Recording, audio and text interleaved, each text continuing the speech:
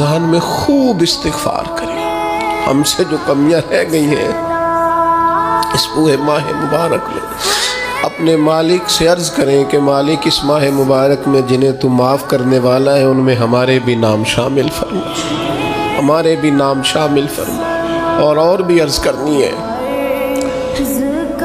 ان کے لیے بھی دعائیں کرنی ہے رمضان میں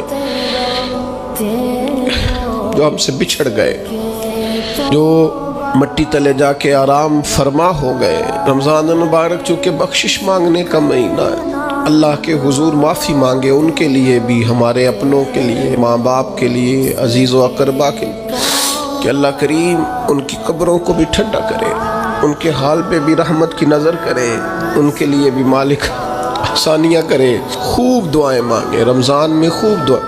اور جو محتاج ہیں، جو تنگ دست ہیں، جو غریب ہیں، جن کو زمانہ گزر گیا ہے، دوستوں کو، احباب کو، مخیر حضرات کو متوجہ کرتے ہوئے وہ بھی تھوڑی توجہ کریں۔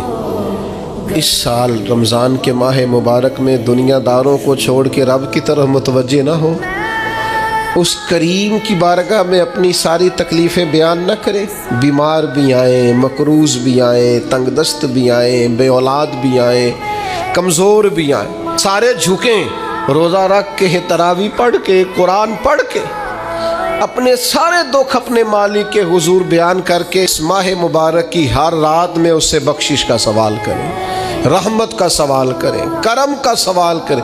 وہ بڑا ہی کریم ہے۔ حضور فرماتے ہیں، رب کہتا ہے مجھے حیا آتی ہے میرا بندہ ہاتھ اٹھائے اور میں اس کے ہاتھ خالی واپس کر دوں، بس آنے کی دیر ہے۔ اور ایک مقام پہ اللہ کے حبیب علیہ السلام نے فرمایا، بندہ جب اعتراف گناہ کر کے معافی مانگتا ہے اللہ فوراً ہی اسے معاف فرما دیا کرتا ہے۔